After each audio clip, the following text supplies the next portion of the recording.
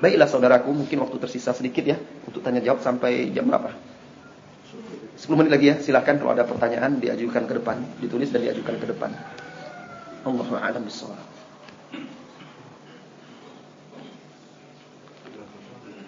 Boleh bertanya langsung. Silakan, kalau mungkin tidak membawa kertas silakan. Tidak masalah. Nah. Iya.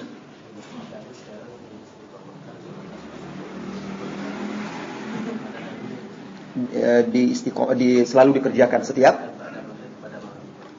salat tasbih. Ini diantara perkara yang memang ulama-ulama kita berbeda pendapat dalam masalah ini. Bukan hanya sekarang, dari dulu ulama-ulama ahli hadis itu memang mereka berselisih tentang kesahihan hadis tersebut.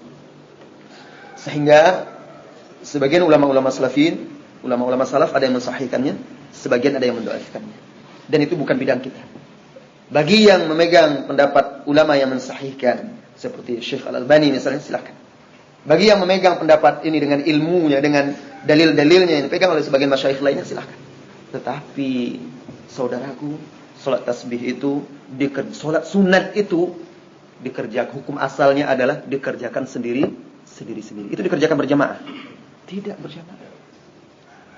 Kalaupun itu seandainya, kalaupun Anda memegang pendapat yang mensahihkan hadis tersebut, itu dikerjakan sendiri, bukan dikerjakan berjamaah, dikoordinir dan dilazimkan. Tidak. Apabila dilazimkan seperti itu, kita khawatir itu akan jatuh kepada perkara yang baru. Jadi tidak dilazimkan. Jangankan itu, yang sudah jelas-jelas ulama sepakat. Jelas-jelas ulama sepakat itu ada sunnahnya, seperti membaca Alif Lam Mim Sajadah dan surat Ad-Dahr di subuh Jumat. Itu ulama sepakat, Rasulullah SAW sering melakukannya. Tetapi ulama tetap menekankan supaya tidak melazimkan terus-menerus sampai karena dikhawatirkan akan tumbuh nanti keyakinan di tengah masyarakat bahwa itu sebuah keharusan. Padahal bukan keharusan, itu sunnah. Bukan sunnah wajibah. Dan Rasulullah sering melakukannya, tapi bukan berarti itu terus-menerus. Nah, sampai ulama seperti itu. Apalagi dalam perkara-perkara yang seperti itu. Kalaupun ada orang yang mengerjakannya, itu dikerjakan sendiri. Allahu a'lam bishawab. Apa yang dimaksud dengan dosa khulwah? Dosa khulwat itu, tadi saya belum lanjutkan, maaf. 3 perkara dari Ibnu Qayyim Al-Jauziyah tadi lupa pula. Pertama, ketika Anda membaca Al-Quran. Kemudian yang kedua, ketika Anda di majelis ilmu. Kemudian yang ketiga, ketika Anda berkhulwat dengan Allah Subhanahu wa taala. Cari hati Anda di 3 perkara itu, di 3 tempat itu. Apa kata Ibnu Qayyim? Jika Anda tidak mendapatkan hati Anda di 3 tempat itu, ketika membaca Al-Quran tidak merasakan kekhusyukan, ketika di majelis ilmu pun tidak merasakan kekhusyukan, apalagi ketika berkhulwat di tengah malam, berzikir seorang diri, berkhulwat dengan Allah Subhanahu wa taala, Anda tidak merasakan hati Anda, ketahuilah kata Ibnu Qayyim Al-Jauziyah, Anda tidak memiliki hati. Mintalah kepada Allah agar Anda dianugerahkan hati. 3 tempat itu sebagai tolak ukur. Nah, di sini ada di dalam perkataan Ibnu Qayyim itu ada disebut khulwat. Nah, dosa khulwat itu dosa yang dilakukan oleh seseorang ketika dia seorang diri. Misalnya seorang itu dia berada seorang diri, tidak ada siapa-siapa, dia tutup tirai, dia tutup pintu, jendela, tidak ada seorang pun yang melihat dan yang mendengar. Nah, ketika itu katakan pada diri Anda, wahai saudara-saudariku, katakan pada diri Anda, wahai diriku, wahai jiwaku, sesungguhnya yang menciptakan kesunyian, yang menciptakan kesepian, yang menciptakan suasana hening ini, melihat dan mendengar. Katakan pada diri Anda. Karena biasanya ada manusia yang melakukan dosa terang-terangan, tetapi juga ada yang melakukan dosa ketika dia khulwat sendiri. Ketika dia sendiri, dia lalai dan lengah. Ketika dia sendiri, dia tidak peduli, dia tidak berzikir, dia lupa kepada Allah Subhanahu wa taala. Di depan orang barangkali dia akan berzikir, mengucap. Tapi ketika dia sendiri, malah dia lalai dan lengah. La ilaha illallah. Ini tidak peduli siapapun. Jadi pernah suatu ketika saya dalam perjalanan, dan perjalanan itu menempuh perjalanan darat dari Pekanbaru ke Jakarta, 36 jam biasanya. Qadar Allah, ketika mobil itu berhenti di setiap 6 jam berhenti. Sampai di provinsi Palembang, Sumatera Selatan. Ketika berhenti, saya melihat orang yang saya kenal. Dan tidak menyangka dengan mata kepala saya. Seolah-olah tidak percaya. Bukankah dia orang yang selama ini begitu bersemangat dan berapi-api menyuarakan kebenaran? Bukankah orang ini yang mengajak kepada kebaikan? Seolah saya tidak percaya. Bukankah orang ini yang luar biasa bacaan Al-Qur'annya? Dengan tenang dia berbicara dengan perempuan, merokok. La ilaha illallah. Karena bis itu berselisih, akhirnya tidak sempat bertemu. Sampai akhirnya di penyeberangan. Di penyeberangan, lalu saya bertemu. Saya beranikan diri, saya menyapa dia. Assalamualaikum akhi. Terperanjat, kaget. Ya akhi. Keberanian, keistiqomahan di hadapan orang ramai, siapapun bisa melakukan. Tetapi syaitan itu, dia senantiasa berdiri menanti Anda mengintai di depan, di belakang, di kiri, di kanan. Dia menanti saat-saat Anda lengah. Ketika Anda sendiri itulah dibutuhkan keistiqomahan yang sangat itu.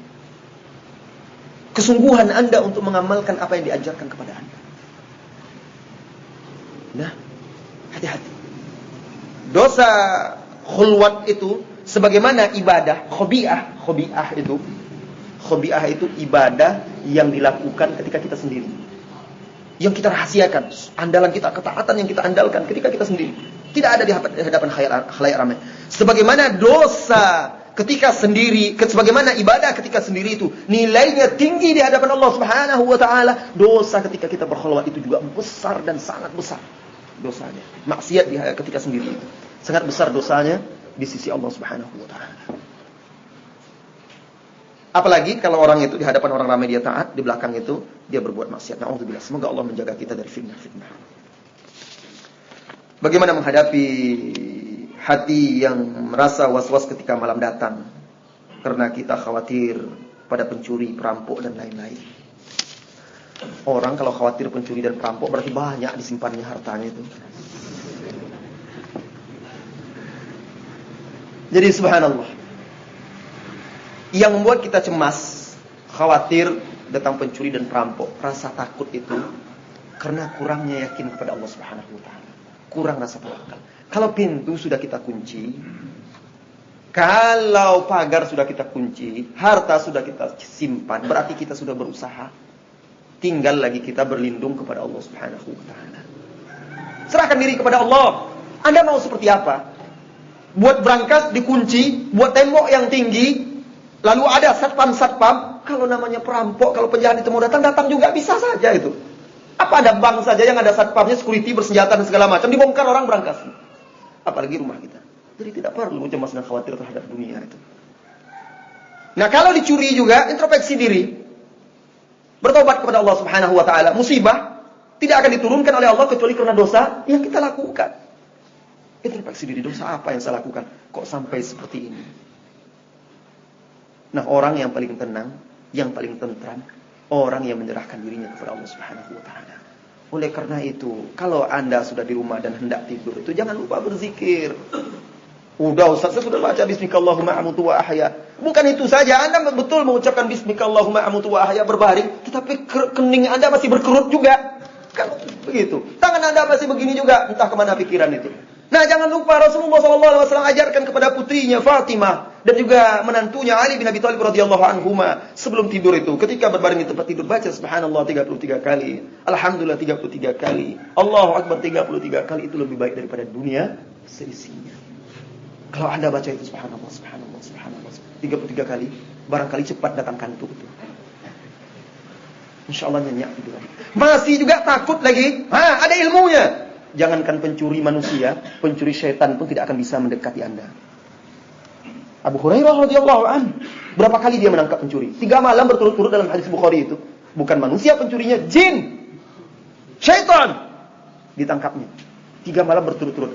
Akhirnya apa kata syaitan itu? Lepaskan saya akan ajarkan kepada Anda sesuatu yang jika Anda membacanya kami tidak akan bisa mendekati Anda lagi. Allahu akbar. Diajarkannya ayat kursi. Ketika besoknya disampaikan kepada Rasulullah SAW, kata beliau, "Shadaqaka wa huwa kadzub." Dia benar kepadamu mengajarkan ayat kursi itu. Tetapi dia adalah pendusta, pembohong besar. Tetapi yang diajarkannya bahwa kalau seseorang membaca itu ketika malam, maka dia akan dijaga oleh Allah Subhanahu wa taala. Jangankan pencuri-pencuri itu, jin saja yang mencuri tidak akan bisa mendekatinya. Tapi sudahkah Anda berzikir petang hari itu? Barangkali Anda tidak berzikir petang. Ya, itulah cemas, was-was karena kita jauh dari Allah Subhanahu wa taala. Coba rutinkan. Nah, ketika Anda mengamalkan itu mungkin Anda akan mengeluh, "Saya sudah amalkan, Ustaz." Tetapi masih juga was-was karena Anda tidak ikhlas mengamalkannya. Anda mengamalkan hanya karena ingin menjaga diri Anda dari pencuri. Tapi amalkan dengan ikhlas. Kalau dia amalkan hanya sekedar untuk biar terjaga dari pencuri, ini tidak ikhlas. Sama pula seperti ilmu-ilmu yang diajarkan yang lain-lain itu nanti. Tapi amalkan itu karena itu adalah perintah Allah. Karena itu diajarkan oleh Rasulullah SAW karena mengharapkan pahala dari Allah. Niscaya Allah akan jaga Anda insyaallah. Terakhir ini pertanyaan terakhir ya, kita jawab. Sudah habis memang ini. Baik, saudara-saudari, kaum muslimin, sampai di sini dulu pertemuan kita hari ini. Insyaallah bertemu lagi nanti mungkin malam dan juga Jumat nanti, khutbah Jumat. Mudah-mudahan kita diberikan oleh Allah Subhanahu wa taala ilmu yang bermanfaat dan juga nafsu yang qanaah, hati yang khusyuk dan doa yang dikabulkan. Amin. Wassallallahu wasallam ala nabiyyina Muhammad walhamdulillahirabbil alamin. Subhanakallahumma wa bihamdika asyhadu an la ilaha illa anta astaghfiruka wa atubu ilaik. Assalamualaikum warahmatullahi wabarakatuh.